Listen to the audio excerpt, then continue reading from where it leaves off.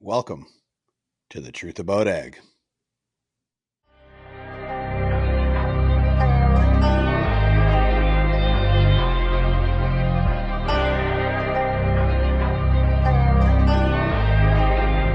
Welcome to the Truth About Ag podcast, distributed under the Real Agriculture Media Network and powered by the Heber Group of Companies. Remember to like, share, comment, and subscribe wherever you get your podcasts. So today we get to talk a little bit of technology, AI, and some big positions, actually, Leah. So what I did to start this is I actually chat GPT'd your position because Kristjan knows you way better than I do. So I'm going to go through the list of what chat told me, and I want you to tell me how much is accurate or what's not accurate, okay? Okay. Master's of Business Admin at Queen's University. Yeah, that's true. Master's degree in Public Policy and Admin at Concordia. Yeah, that's true too. CEO positions at DOT, Seedmaster, and PAMI. Yes. Ooh, President of the Agriculture Manufacturers of Canada. I did that too, yeah. We are on a roll today. Has held director positions at Sabanto Ag, Intellicon, and Ag West Bio. Yes, that is true. She's batting She's right on here. I'm gonna have to start using this for all our guests, Kristjan, especially the ones I don't know. So, and then the last one, now an integral part of Brilliant Harvest, which has 1.3 million in pre-seed funding, and their first major customer, Rocky Mountain Equipment. Yeah. All right, batting 1,000. So I'm gonna let you lead this one off, Kristjan, because the computers told me all I get to know now. So now you actually have to have a little bit of background here. So I'll let you go first. I'm pretty sure Evan sent me the outline. I just didn't read it, which is pretty typical of me. But yeah, so I mean, thanks for coming on, Leah. I'm gonna go, way back. I grew up right beside the Bojos. We farm all around them. My main farm's maybe half an hour from them, but my north farm kind of surrounds them. So we watched Seed Hawk and Seedmaster get born in Langbank, Saskatchewan, and turn into what it is. And I think probably the first time I really kind of met you and got to know you was through the Seedmaster and PAMI years, right? And we agreed on a lot of stuff on where we thought agriculture was going. I thought you had dealt with people, to be honest, very similar to kind of how we deal with people. So yeah, let's be honest, we've kind of stayed in touch on and off since then, and watched your travels. So that was and then we'll go into Brilliant Harvest too, because I've stated pretty publicly here in the last 6 months since I got a few big projects off my plate in 2024.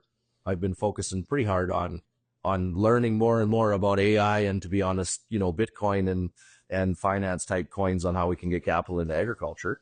So that's how your name came across, is like, geez, we should get Leah's doing a lot of work in AI, and we agree on a bunch of stuff. So how about go back and walk us through the story of the PAMI and Seedmaster years, and obviously that built a lot of your path on probably why you are doing what you're doing now.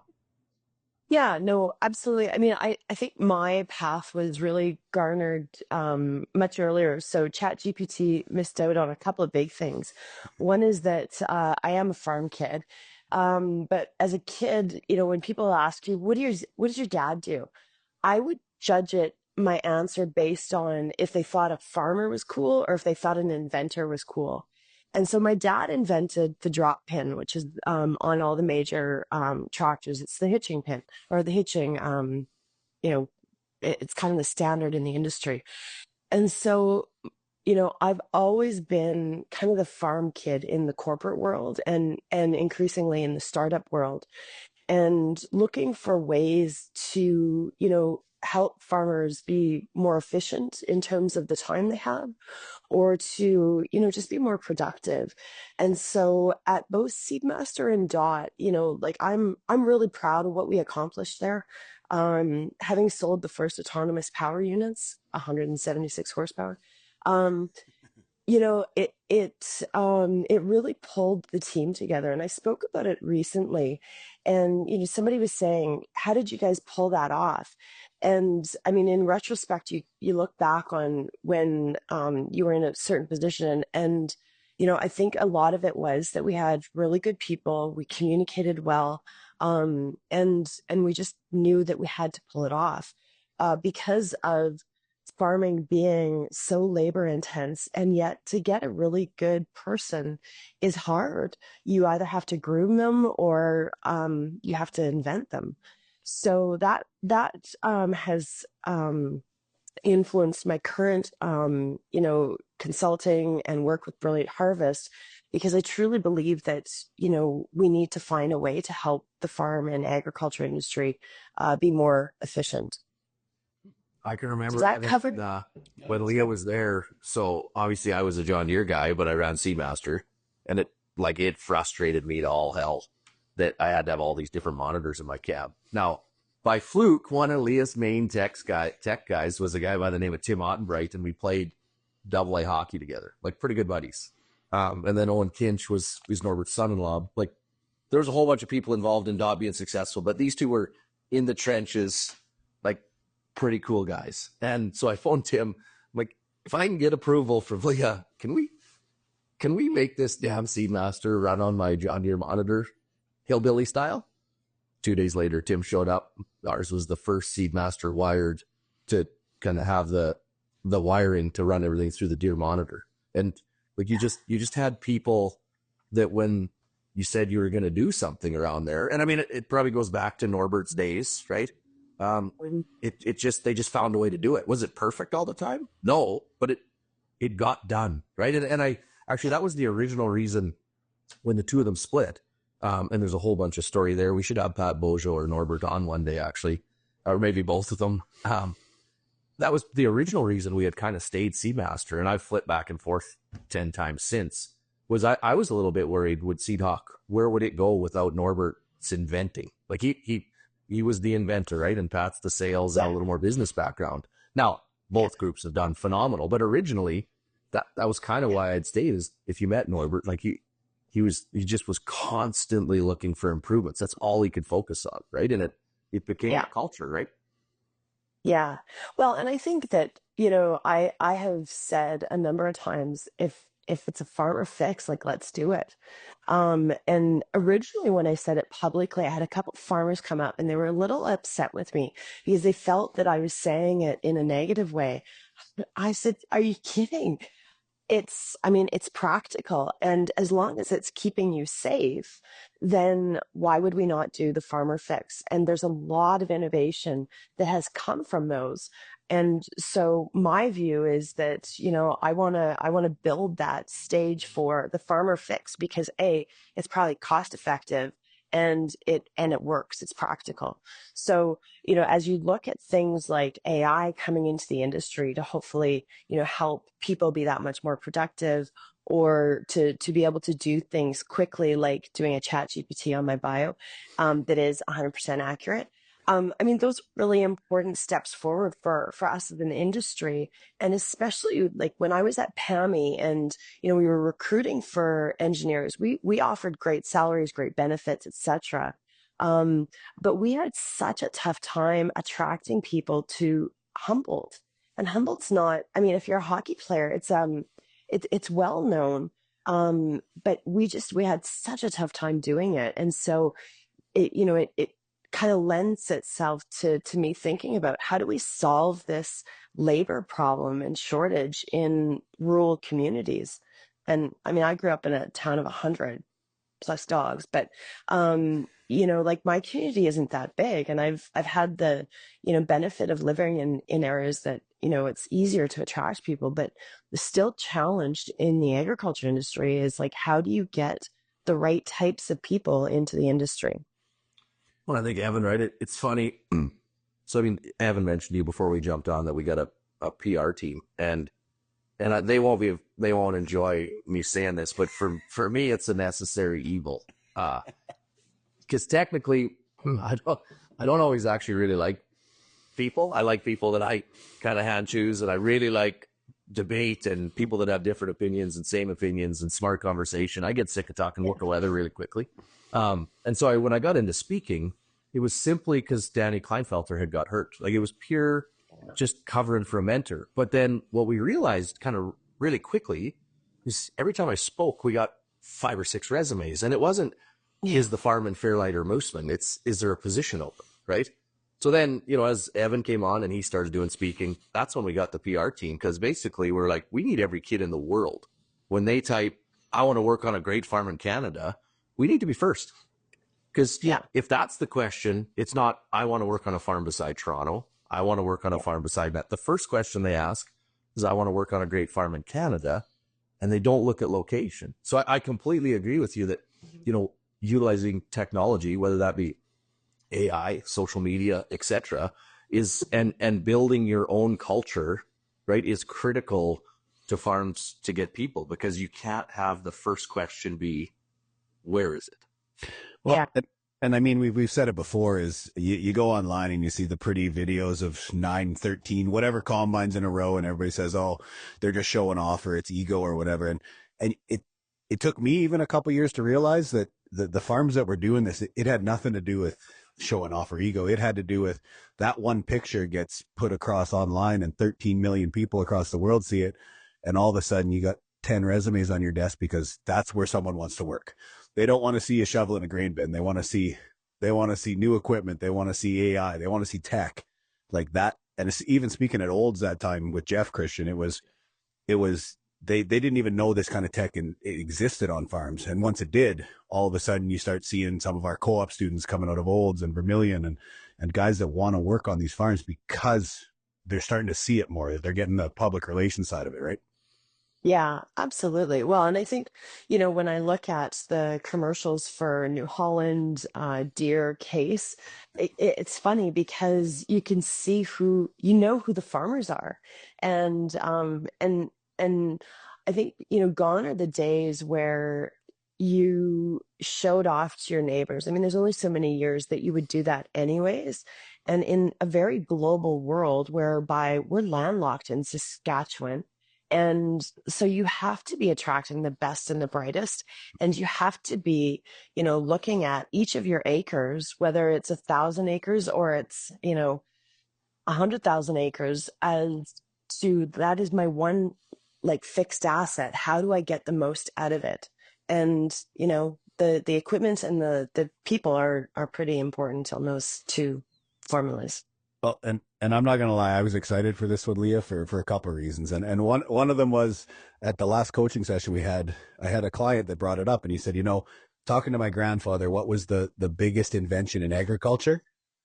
And he said it was electricity. And then talking to his father, it was Roundup. And all of a sudden now I'm living in this generation, and it's like, I don't even know what to say because things are moving at such a speed, and technology and AI. I'm not sure what the biggest thing in our generation is going to be, because I don't think it's been created yet, to tell you the truth. Yeah. Well, and I was out combining. Now I don't do this often, but I was out combining one day, and my dad said, "Oh, I want to come out with you." And so he came out and he sat in the cab, and he was mesmerized by how straight the lines are.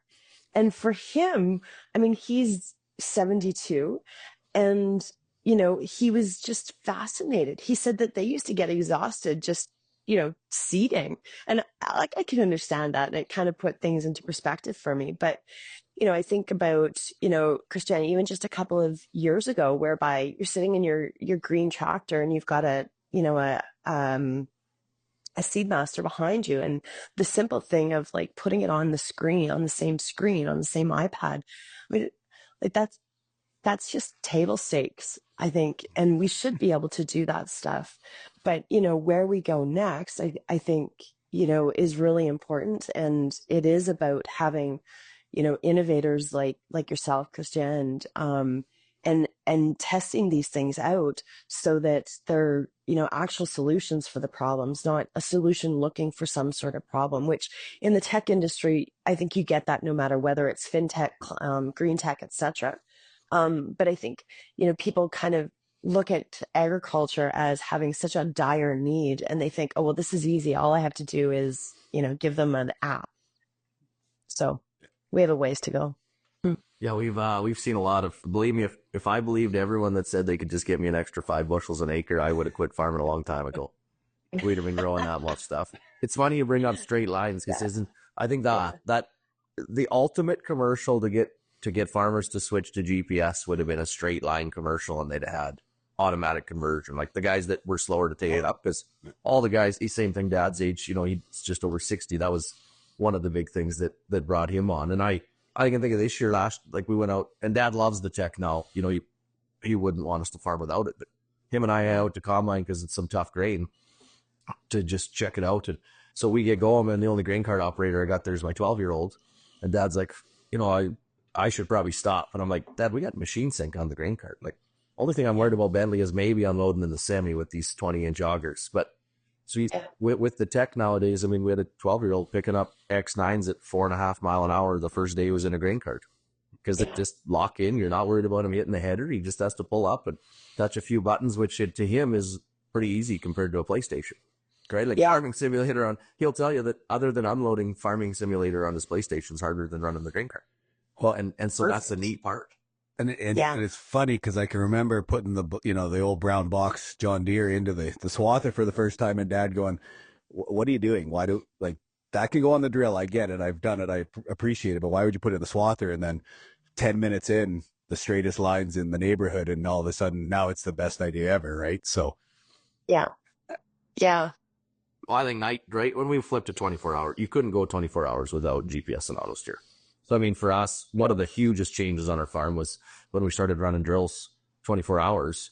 And I mean, same thing. We had $2.5 million tied up that was shutting down for 4 to 6 hours a day. Well, why? We only get to use it for 20 or 21 days already.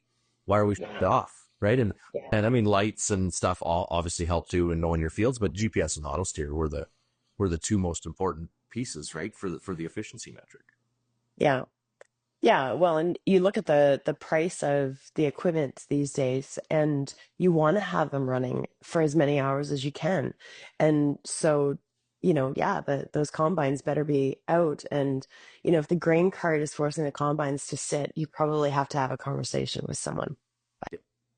Well, and it was unique because 5 years ago you hadn't heard it, but like listening to Dr. Cole down at TPAP, it was now all of a sudden one of our risks on the farm is now the cyber side, right? Like I remember for 2-3 days GPS going down in the spring on a couple Borgo drills, and guys just sat there like we didn't know what to do. So now we've actually gone from one extreme to the next, where we've implemented so much tech that now we actually have to worry about the risk of not having it. Mm-hmm. Yeah, but I think that and that would be where you lose your ability to do certain practices, right? Like on your vehicles, like you can do an automated park. And I know I don't use that because I really pride myself in being a good parallel parker. But I think when it comes to the farm, there's a higher risk that it would shut down your operations. And so all of the OEMs are looking to ensure that their systems are as secure as possible. And for us, as at Brilliant Harvest, like we cybersecurity is a big deal, and so we are doing all that we can to ensure that it is safe. And that stems from also those dot days too of what would happen. And we always looked at risk as, what's the likelihood and what would the impact be? So if the likelihood's very small, but the impact would be very significant, then clearly we need to have a mitigation issue there. But that's an area where maybe it's not this generation, it's the next generation that they'd have GPS go down. But my assumption is that in those cases there would be other sort of mechanisms that could step in and help to make sure that everything keeps running. So I think we've said it a few times. So let's jump back and go, why don't you give us a quick overview of Brilliant Harvest, and then I guess how they're using AI to kind of improve agriculture policy or practices, sorry. Yeah. So Brilliant Harvest is an AI-based customer platform. So we sell to dealers. And as you mentioned earlier, Rocky Mountain Equipment is one of our first big clients, which we're really excited about. What we do is we link into the business system of the dealers. And so that's but one aspect.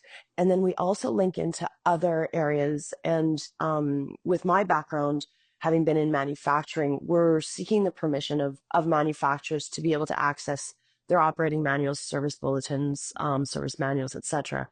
And so it's, from a chat GPT, it doesn't understand agriculture. We do understand agriculture and are continuing to learn more. But then we have kind of a cloud that would go around that, that is agriculture specific.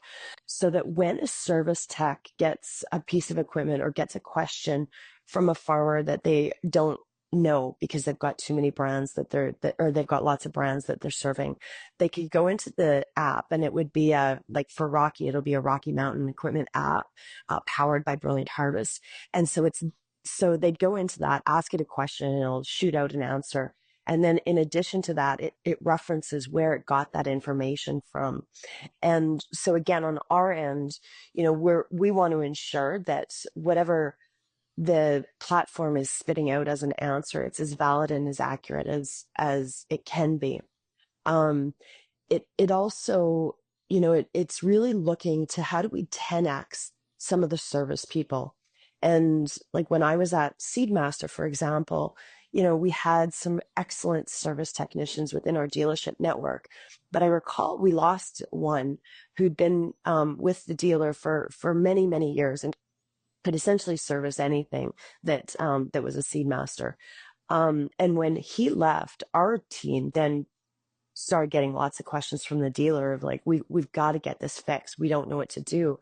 And so those are the examples whereby, you can use AI to tap into what were the past chats or what was the past information that service tech shared or used, and then spit that back to another service tech such that they have that information. And I think that's the big difference for many of the dealers is, that loss of corporate knowledge is huge. How do you transition somebody that has been with you for over, even 10 years and make sure that the good information in their brain isn't lost with them leaving physically? So that's about Brilliant Harvest.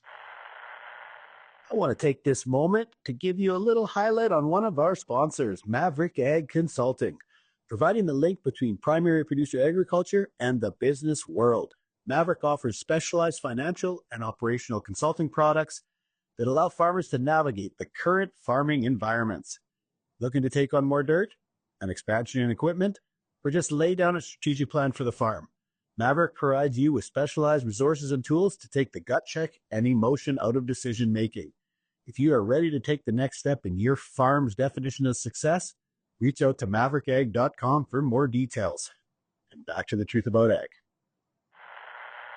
We talk about this all the time on the farm. And I think I was on a podcast with Haney yesterday and literally talked about this. So the one piece about having a bunch of content out there is you pick up haters, which we got our fair share of. But the positive side is you could actually train AI significantly quicker than other people because there's more out there. And that was my one point was we always talk about our turn farming into blackjack, which just means there's always one turned card, which is Mother Nature. But other than that, it's just odd. As long as you have the best information to calculate the odds. So like I said, is kind of one of our first steps is slowly over time have AI, the knowledge base of specifically myself and Louis retained so that it doesn't matter if he's retired and I'm in France at a business trip or whatever, they can ask the question in we saw on you, it was 10 for 10 this morning, but I'm okay with even 9 out of 10 times and answers the same way I would. And then over time, you build your team into that too. And you end up with a fundamental Hebert, for us, it'd be the Hebert Grain Ventures asset because it's the knowledge base of how we do things. And the more you get in there, I mean, I use SOPs, Evan, right? Everybody is doing SOPs. Well, it'll get to the point where your own bot, you just say, we need an SOP for loading a semi. We want to have 40 per ton. Here's the weights. Bang. Like your SOPs get created in 15 seconds. And they have to get created and tailored to you as long as you've fed in enough information, right? And I think the dealers, we talk about this lots, right? Whether it's a retail, a dealer, a bank, they're all struggling with people too. And I also think they're really struggling with the industry, right? There was 50 plus years of the wheat board where every farm was just a number and you treated them all the same. Contracts were numbers. Everybody wanted kitchen table. now all of a sudden, I think your most progressive farms, no, I want to deal with the best person. I don't care if they're in Moosomin or Edmonton or Des Moines. Right? I want to deal with them, and I want to deal with them fast. Right? Yeah. So you're starting to get these different groups in the industry. Some want local, service, and then, some want to have a next level, and then there's this group that says, no, I just want to deal with the best your company has. And how do we service that part of the industry, right? Yeah, well, absolutely. And I think that's where, when Ramey founded Brilliant Harvest, he went after, what does it cost to have a service technician and to do sales in the industry? And he's got a bunch of stats that, it's millions of dollars to train your good people. And then what has been found, or what the research is suggesting, is that, this generation is they will leave after a year, and that's not because they hate you. They're they're on a path to learning. They're early in their career, et cetera, et cetera. So you can use a lot of dollars. I wouldn't say waste, but you use a lot of dollars to train this next generation of employees. And in that case, you need to make sure that you've got the right ones and that they've got the right information. But the other part is that, every spring and probably every end of June, early July, you're going to get the same questions from the farmers that are like, I don't care what my manual says. I'm going to call my guy at the dealer, and I'm just going to say, how do I set my sieves for soybeans or canola, or put in anything else?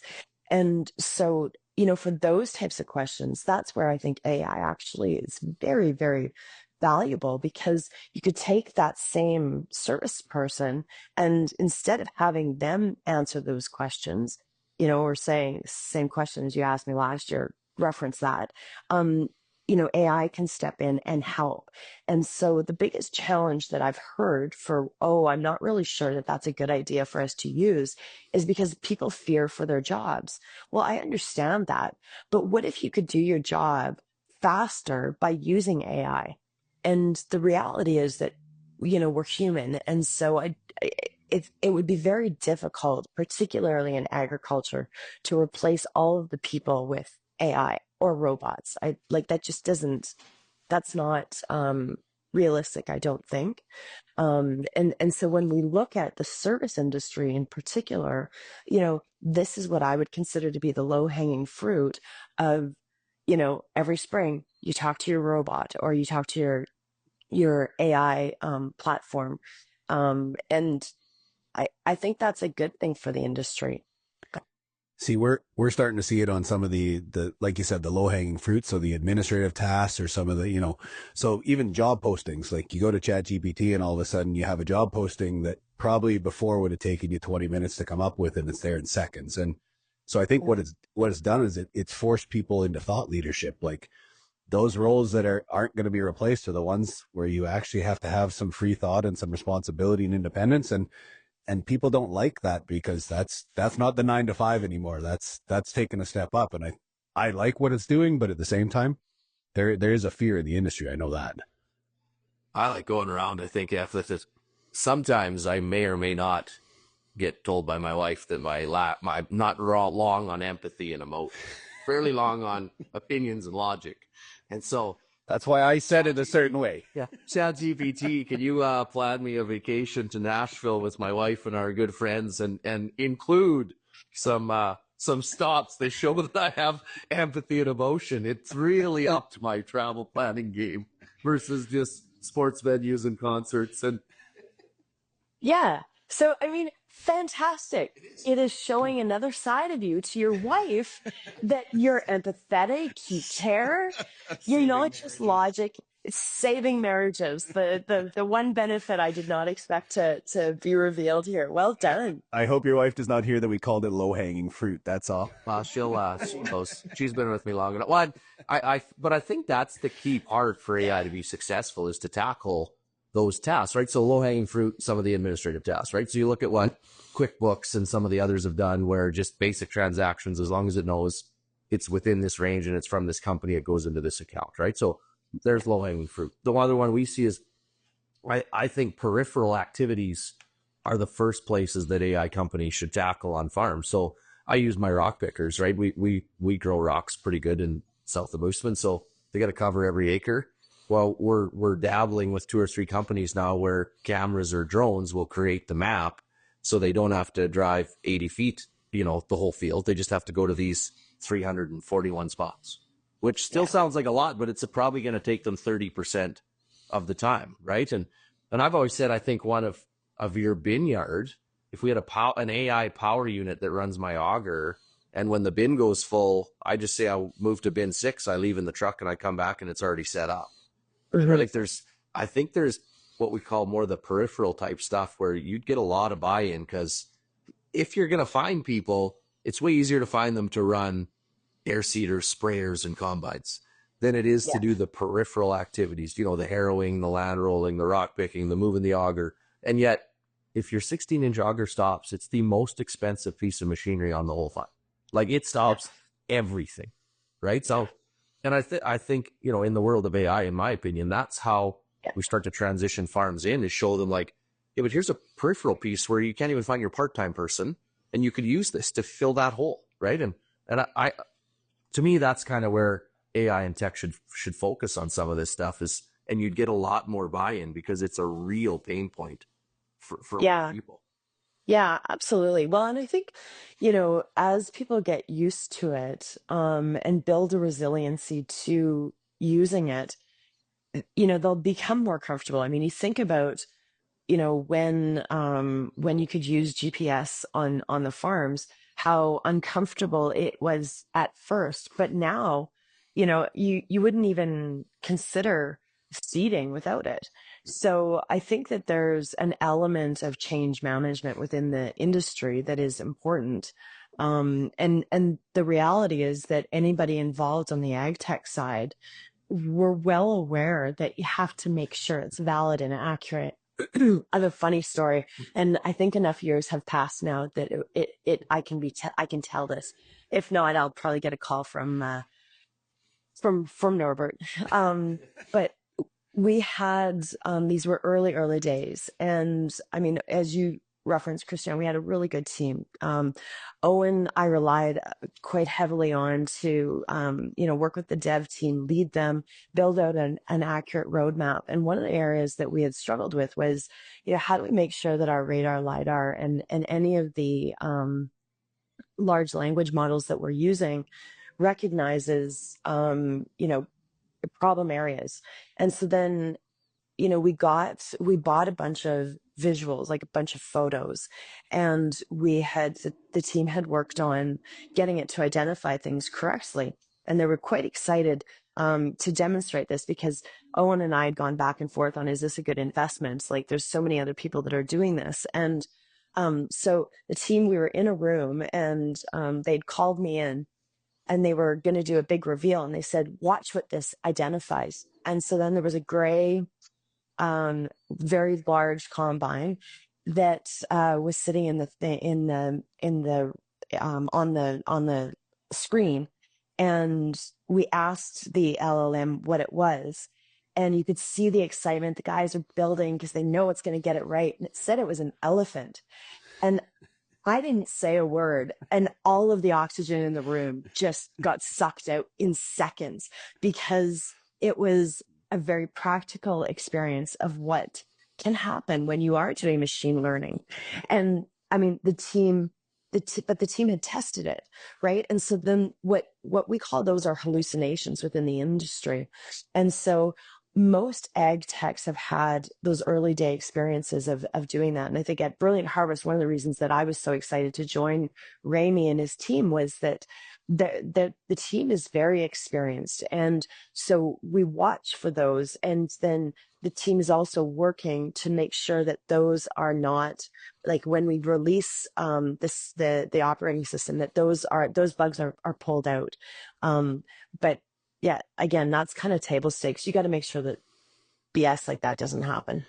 And it's funny because, like, I remember the first coaching courses we did that first year, Heaps, we had a few John Deere reps in there, and because they did sponsor the program for that first year. And it was funny because they asked the question, and then we were talking about equipment, and they asked the question of how many guys use JD Ops, because there was a lot of green farms in there. And everybody holds up their hand, and I didn't want to be an ass, but I literally said, okay, so how many of you guys have ever pulled a report out of JD Ops? And just silence, like dead silence. And dear guys are like, pardon? Like, so what do you use it for? And most guys were like, I can see my combine going back and forth in the field. And that was the extent of what they were using the entire program for. And I think it ties back to your story of they think it's getting used on these grandeur things and everybody's in it. And all of a sudden it's like, well, no, you're too far ahead. They haven't caught up there yet. Yeah. Yeah, and I think that'll be the kicker for us in the agriculture industry is you can use it. That's you're checking off the box, but are you optimizing it?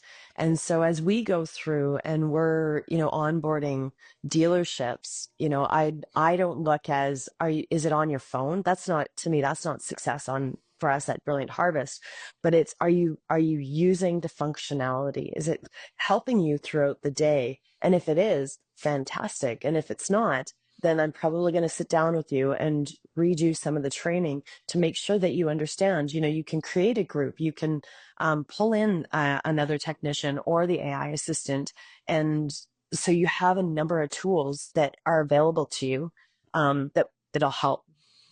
I think we're going to see differentiation too, right? Customer segmentation in agriculture, AI is going to drive it harder than anything, right? I mean, Evan, it's not even when you put out some of your posts on when you do dig into the data, right? And so first time we used Harvest Smart, it was 13% better than my best operators on a day-to-day basis. Yeah. And we've released little deeper details than that now.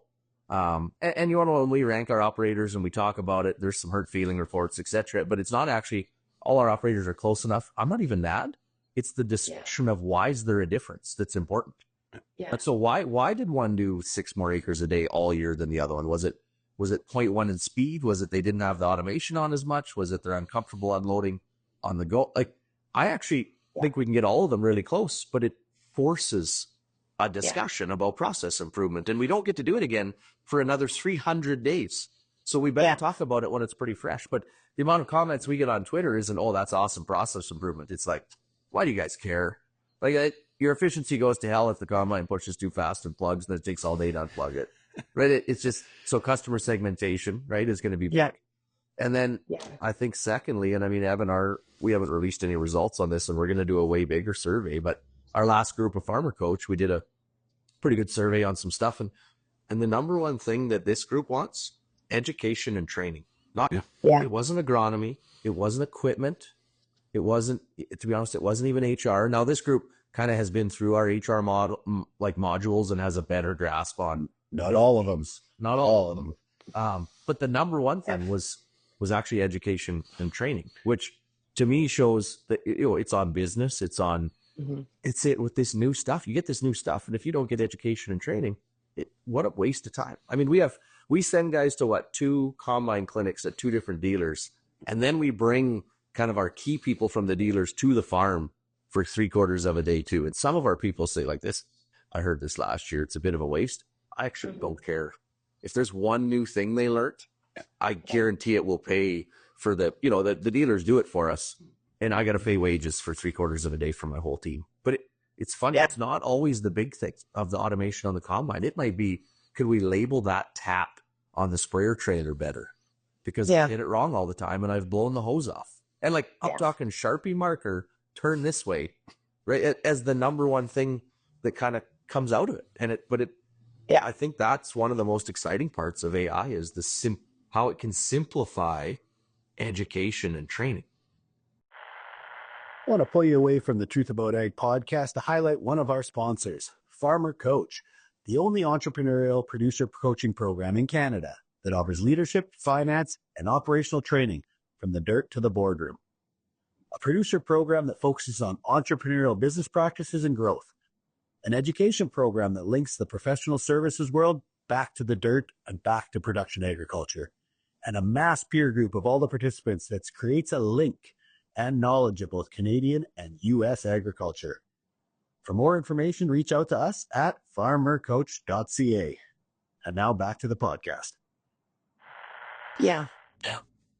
And I think we've talked about it before. I mean, the university courses haven't changed in 20 years. Like, I think part of the education training that's getting brought up is that there's just, we're not pulling it forward, the education programs that we currently have. So that's where I see AI coming in, and having that is that it's going to be real-time education. It's going to be updated education. It's going to be a place such as Brilliant Harvest where they can go and get information that's not being taught or not readily accessible right now. And to tell you the truth, most don't want to sit in a classroom. So if it's available on their phone or in a computer, that's where they're going to go. The next gen, we already know that. Yeah, well, and that's where, when we're having conversations with dealers, we've had dealers say to us that they anticipate that the next generation, they don't want to talk to people. So there's lots of people like you, Kristjan, that are coming through that, and that's okay. But these guys and young women, they have the opportunity to, they want to, they were going on Twitter, whatever, 8 years ago. Now they're not doing that, to get their forums together and ask questions of. But what they do want to do is they want to ask a question and get an answer almost immediately. And so with Brilliant Harvest, once, we start with a help desk within the dealership. And again, we're white labeled. So like if it's Rocky or it's somebody else, we just want to work with them. And so then the farmer can ask all of their questions. And, that I think is a bit of a breakthrough, because right now, they're relying on how much confidence do they have in their buddy down the road, or somebody that they met in their farm group, or, the guy that they met at the bar at, after crop production show, like whatever. Right. And so you want to make sure that the answers that the farmers are getting are valid and accurate. And that stems from the entire customer experience. So my hope is that, having been in the shortline industry, that, our ability to help the dealers who have multiple brands, that they'll be able to have that much tighter time frames to answer questions on whatever the short line is, and potentially in someday down the road with the majors also. But yeah, I think one thing that came out of what you were saying is, I know one thing we struggle with, right? I mean, and we meet with the dealer monthly, my team does, to make sure everything's going at the speed we want and the plan, but is pips on short line equipment, right? Like, the amount of times something goes wrong on a piece of short line equipment, and then you phone, it's like, oh, there was a pip on that last winter. It's like, if I would have known that, I'd have had my own team do it. Yeah. But you didn't even find out about it, right? So I think flow of information and communication can be a huge deal as operations continue to grow, right? And as groups, including dealers, struggle to get people, so timelines become more and more important. Yeah. Well, and I mean, I for the dealers, it's interesting with the way that the industry is evolving and with acquisitions. There's a number of dealers that are managing over 20 short lines in addition to their major, which is red, yellow, blue, or green, or other color. But, that's a lot to put on your service technician team. And if you're getting bulletins, once a week from all of the short lines, I mean, you easily can understand the frustration on both sides, the short line and the dealer. And so that again is where we're stepping in and saying, hey, we know we can help you. And so it's about, how do we all give the farmer the best experience with, let's say, a Burgo drill or a Seedmaster drill or, a Dagaman roller. How do we do that? And it's by some people kind of saying, you know what, I'm willing to work together. I want to collaborate, because if we keep trying to fight each other, and this is where, we've had questions about, well, maybe I should have my own app. And it's like, well, yeah, you can, but your dealer's going to have an app for all of the short lines. And I don't think they're keen on that. In fact, I know they're not. And then the dealers are like, I just want one platform where I can find all the information. I can get the updates when, if a service bulletin comes through, I want to know right away. I don't want to lose it just because I've got too many emails or, pings coming at me. Well, and to be fair, we've seen it in the past. I mean, when I was growing up, you couldn't put a green monitor into a red tractor, and then all of a sudden, I think Deere woke up and said, hey, we could own the whole industry. And all of a sudden, I don't see a red tractor without a green monitor somewhere in it. So it was that collaboration thought process, like you said. Yeah. Well, like the piece too, right? I mean, how much do we talk about it with our team, Evan? I mean, I forget it's some hospital series I ended up watching like 3 or 4 years ago, and they brought in a new medical director, and he was supposed to be this amazing culture person, right? He had one line that he did different than every other CEO. Every meeting he walked into, how can I help? That, and don't worry about how crazy idea is. I want to hear it.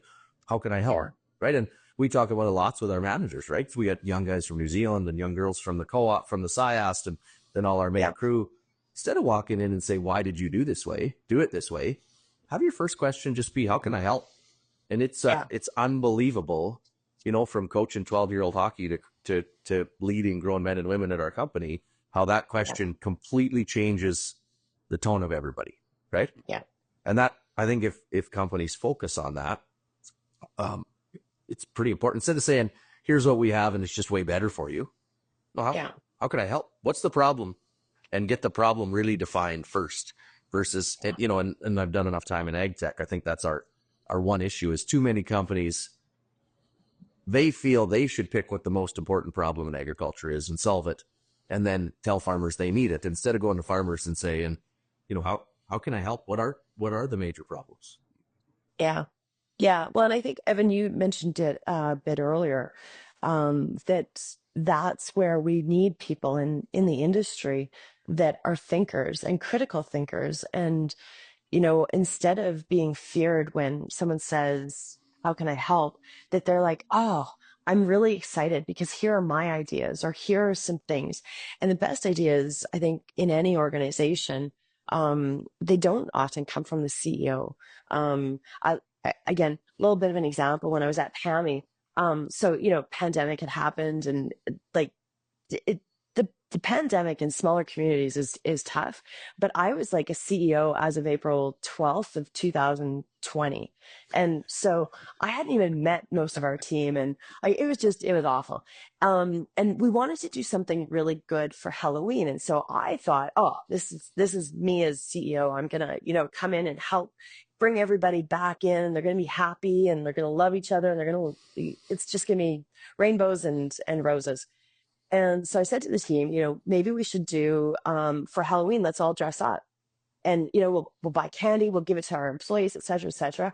And so I was pretty stoked about this idea, and had shared it not only in the lunchroom, but like with anybody that would pass me. So one day, guy comes into my office, and he worked in the shop, and he sits down and he says, no one's going to tell you this, Leah, but your idea is dumb.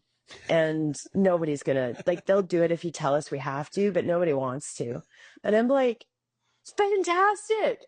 Well, what do you think? And he's like, well, so we've got a whole bunch of stuff in the backyard that we're never going to use. It's all recycled. And so why don't we make a system for giving out candy, and then we can do that, and we can do it out in the parking lot, so that all the kids can come here. We don't have to take candy home to our kids. Our kids have enough candy. We're all still working, but not everybody in the community is. And so why don't we do that? And so then the team had come up with this great idea to help celebrate Halloween, but in a more meaningful way. And I mean, I use that as an example because it's so divert in terms of, like, I was looking after our employees, whereas our employees were like, here's something even cooler. We can use our creativity. We can create, a mechanism from scratch from all this other recycled.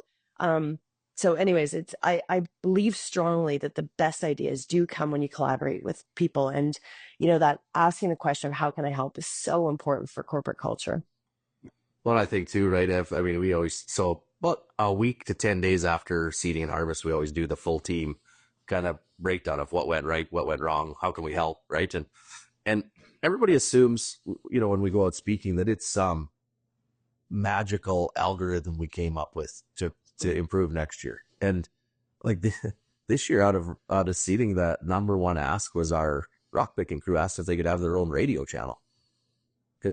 They don't want to be part of the big crew. It's loud and noisy and chaotic, and they don't want to hear all the radio traffic. So could we just have our own radio channel so that we can talk to each other, but not have to listen to you? And even, I mean, we set up a Trello board. So throughout harvest and throughout seeding, they had the ability that if they came across something that day, rather than pent it up and keep it inside and let it sit there for 3 weeks until they got angry at it, they put it on the Trello board so that we can reintroduce it after, when people have kind of calmed down after 21 massive days of seeding or 40 harvest, and we can go back to it. And it give them a voice, right? And that's leading back to what you were saying. It's allowing them some accountability and some responsibility on how things are run and change, right? Yeah. All right. The people in the trenches, right? Like, I think that's part, as farms grow, we need to remember that there are getting to be significant differences in roles. I don't care what size they are, really, right? There's people that are mainly operations, mainly logistics, mainly financials, and you need to get the how can I help question out to all those groups to keep the business moving, because all the legs of the business are important. Yeah. All right. So we're pushing time here. So I want one last question for each of us, Leah, if that's good with you. So mine is, I mean, obviously when I chat GPT'd, and you have a very impressive resume. So I want to dig into that side a bit. So what advice would you give other entrepreneurs, other leaders, other CEOs on when they look at the advancement and innovation in the ag tech space? Like, what are the challenges you see coming? And then like, what is your solution as that entrepreneur? So talking about kind of advice that I'd give to an entrepreneur. Yeah. I would say know your customer and know the problem. I'd say actually start with the problem, know the problem, and then get to know the customer.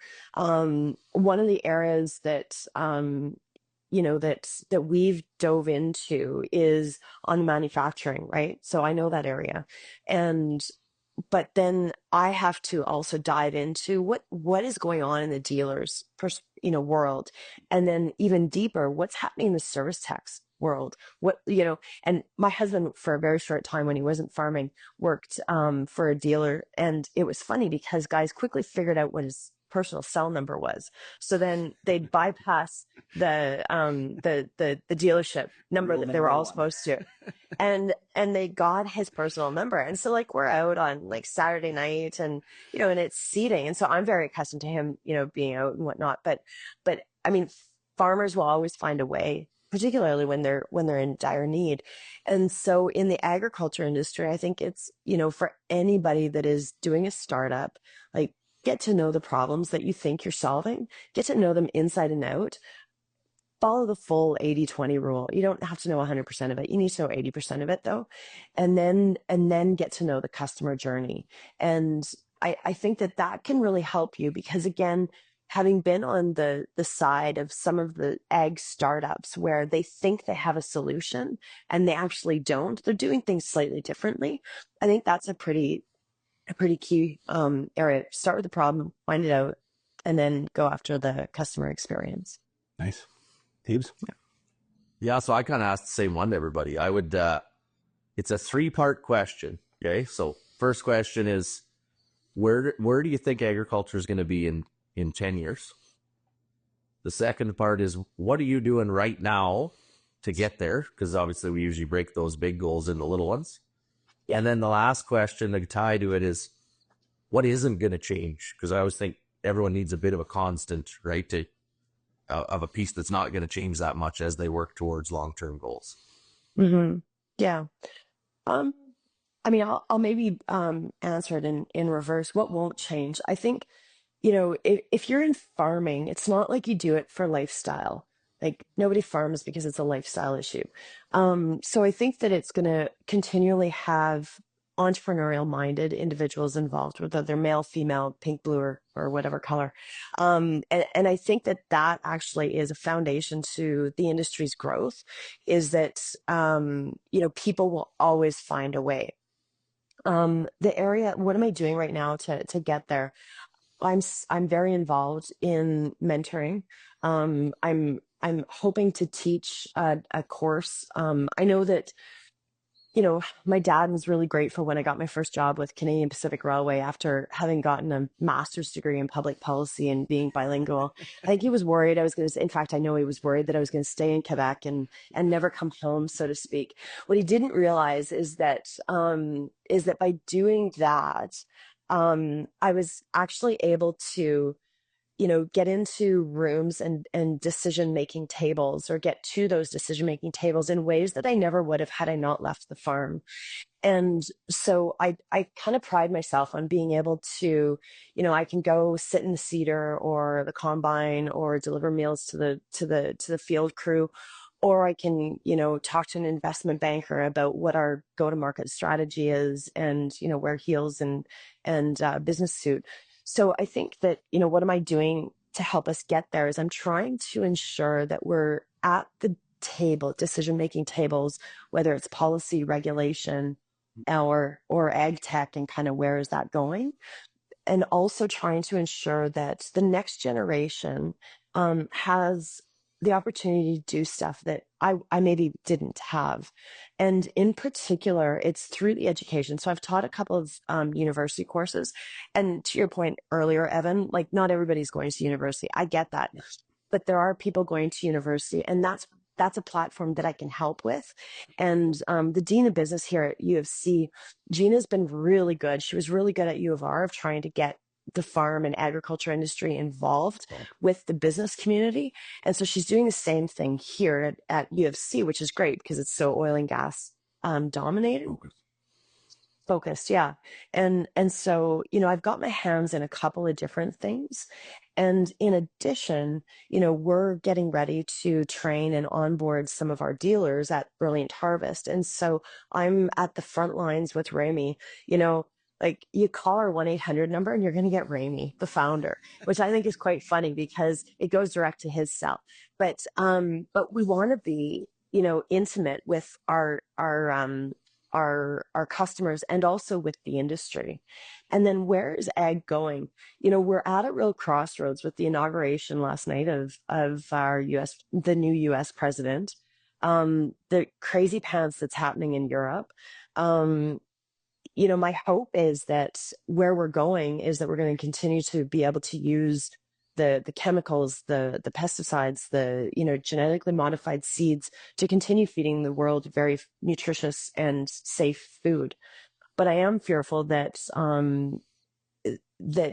that won't happen, and a bit of that is our own doing if that does, because we as an industry, like, people want to hear from farmers, and farmers like you, Kristjan, are out talking, and you're like, I'm talking as much as I can. Like, I don't want to talk anymore. But the reality is that that's where some of the social activists that are very disconnected to the agriculture industry have huge influence. And, I worry about that very much because, if we have the opportunity to feed the world, cure cancer, and a bunch of other things, the thing that will hold us back is ourselves. And it's that we have a misinformation about what the science is. So I worry a bit about that on the agriculture side. But I do think that, the industry is going to be adopting AI, but I want to take some of those lessons learned from glyphosate and genetically modified seeds, where, those that are kind of at the front of it, that, we're not assuming that, like, I'm not worried about AI, but when I go out and talk to technicians, sometimes they're like, well, is it going to replace my job? It's like, God, no, it never could. A similar sort of thing, I think, when we look at kind of how genetically modified seeds took a really bad rap because those in the industry assumed that because it could create such productive plants that it would, and everybody would just go along with it. So that's where I think, people like Rami and myself on the avant-garde of AI, we need to be very aware and empathetic to the realities of the human condition. And that's, that will help, because I do think that we have the solutions, but it is that human fear and sentiment that could sideswipe us. That was good. I did not expect that. that was off on right field. I love it. Oh, that was good. Sorry. No, you're good.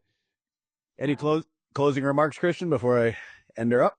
Well, I think the key part, so I agree with all that. And I think the neatest part was when you're telling the story of your dad worried about you getting stuck in Quebec, but how it's allowed you to do things on the farm to gain trust because you understand it, but also, go in boardrooms, right? And funny. I'm giving a speech at Ag Days here in 2 days. I haven't wrote the speech yet, and it's kind of for the rise of the farm CEO from the field to the boardroom. I wrote the speech. But I also, and I think it ties to your last point in that as farmers, we get told we need to tell more and more stories and talk more, which I agree to a point, and I think we're doing more and more of it. The one point that I don't think we've done a good job of is realize that we need to turn into part of our job description as farm CEOs is to be key advisors to politicians, bureaucrats, regulators, and manufacturing CEO, all the CEOs that deal with in our industry. And that we haven't valued sitting on boards or advisory boards that much. And then we wonder why the companies or the government maybe doesn't go in the direction we want. It's because we haven't had that voice right at the company table, right? Or right in the politician's ear. And so that, I think it's a real important point for farm, operators, or I'm going to call them farm CEOs, to understand is that you need to allocate some of your time to getting in the right boardrooms. And it's a big deal. Yeah. And it's important, and you got to be passionate about it. I mean, if it's coming at the expense of your family, your well-being, energy, everybody understands that. But I think that, once you get to the level in which you've got some space to be able to get involved, that is an important step. And, really enjoyed seeing you over at Coughs, Kristjan. It was good. And those are the types of things that we do need to be engaged in. Perfect. It's another episode. Thank you, Leah, for sitting in and giving us a lesson on AI and obviously the business side of it. And that's the Truth About Ag. Thanks for joining us. The Truth About Ag podcast is a proud member of the Heber Group, which includes Heber Grain Ventures, Maverick Ag, and Farmer Coach. We appreciate the support. Lastly, please like, comment, share, subscribe, and ring the bell. And if you have questions for a future podcast, please leave in the comments below. Thanks for listening.